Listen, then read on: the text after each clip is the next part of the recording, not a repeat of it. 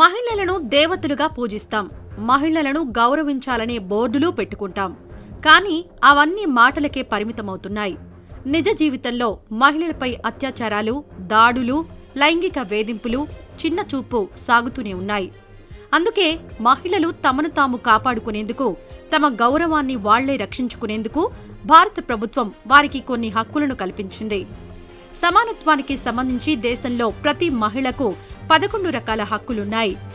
Local వివరణ show ద్వారా మీకు తెలియజేస్తున్నాం. మన దేశంలో ఎన్నో మార్పులు జరిగాయి. సాంకేతికంగా ఎన్నో సాధించడం జరిగింది. కానీ కంపెనీల్లో, పరిశ్రమల్లో, ఇంకా మన దేశంలో మహిళలకు మగవాళ్లతో సమానంగా జీతాలు ఇవ్వడంలో అన్యాయం జరుగుతూనే ఉంది. దానిని అరికెట్టేందుకు, సమాన వేతనాన్ని అడిగి మరీ తీసుకునేందుకు మహిళల కోసం సమాన వేతన చట్టం ఉంది. ఈ చట్టం ప్రకారం పురుషులతో సమానంగా మహిళలకు జీతం తీసుకునే హక్కు ఉంది. కేవలం మహిళలు అనే కారణంగా సాలరీ విషయంలో మహిళల పట్ల వివక్షత చూపించకూడదు. మహిళలకు గౌరవం, మర్యాద పొందే హక్కు ఉంది. ఎలాంటి సందర్భంలోనైనా సరే మహిళలపై చిన్నచూపు చూడడం, వివక్షత చూపించడం, వారి పట్ల అమర్యాదగా, అగౌరవంగా ప్రవర్తించడం వంటివి చేయకూడదు. ఉదాహరణకు, ఏదైనా కేసులో నిందితురాలిగా మహిళ అరెస్టైతే ఆమెకు వైద్య పరీక్ష చేయాలంటే ఖచ్చితంగా మరొక మహిళతో మాత్రమే చేయించాలి.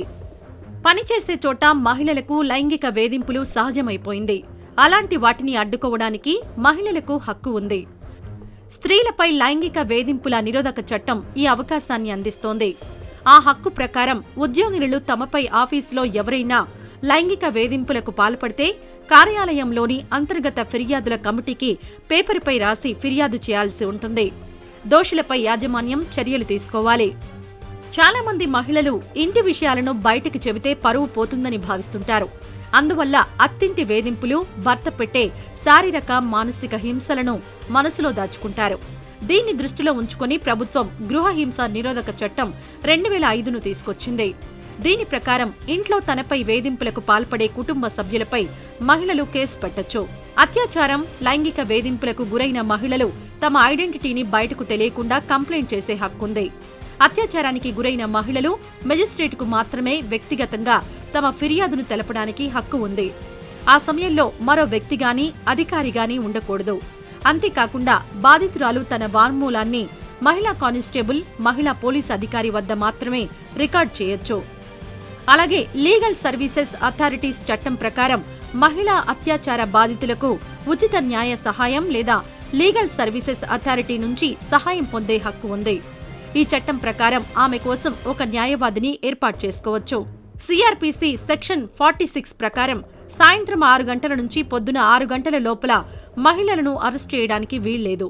అరెస్టు వారెంట్ జారీ చేసినా ఆమెను ఈ వ్యవధిలో అరెస్ట్ చేయకూడదు.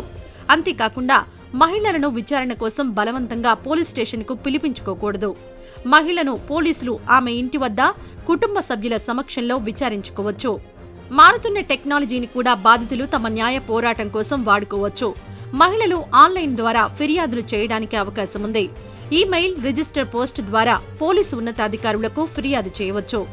ఒక మహిళ శారీరకంగా పోలీస్ స్టేషన్కు వెళ్లి ఫిర్యాదు చేసే స్థితిలో లేనట్లయితే ఇది వర్తిస్తుంది. మహిళలను అసభ్యకరమైన, అవమానకరమైన కామెంట్స్ చేస్తే దానికి శిక్ష పడే ఛాన్స్ ఉంది. మహిళ నైతికతను కించపరిచే విధంగా వ్యాఖ్యలు చేయడం, రూపం, శరీర భాగాలను వర్ణించడం నేరం. ఐపీసీ సెక్షన్ 354D ప్రకారం వార్నింగ్ ఇచ్చిన ఒక మహిళను ఎవరైనా పదే పదే ఫాలో అవుతున్నా, కలవడానికి ప్రయత్నిస్తున్నా, విసిగిస్తున్నా నేరం. అంతేకాదు ఇంటర్నెట్, ఈమెయిల్, మెసేజ్ ద్వారా వేధిస్తున్నా వారిపై కేసు పెట్టే అధికారం ఉంది. మహిళలు తమపై జరిగిన దారుణాలపై ఏ పోలీస్ స్టేషన్కైనా వెళ్లి 0 ఎఫ్ఐఆర్ను ఫైల్ చేయవచ్చు. సంఘటన జరిగిన ప్రదేశంతో సంబంధం లేకుండా ఏదైనా పోలీస్ స్టేషన్ వద్ద ఎఫ్ఐఆర్ దాఖలు చేయవచ్చు. అదే 0 ఎఫ్ఐఆర్. తర్వాత ఆ ఎఫ్ఐఆర్ పోలీస్ స్టేషన్కు తరలించడం జరుగుతుంది. మహిళలకు రాజ్యాంగం ఎన్నో హక్కులు కల్పించినా వాటిపై సరైన అవగాహన లేకపోవడం, కనీసం వాటి గురించి తెలియకపోవడంతో అతివలు మరింత అన్యాయాలకు గురవుతున్నారు.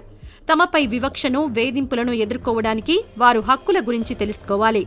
ఈ హక్కుల గురించి మీ అక్కలకు, చెల్లెళ్లకు, తల్లులకు తెలిసేలా షేర్ చేయండి.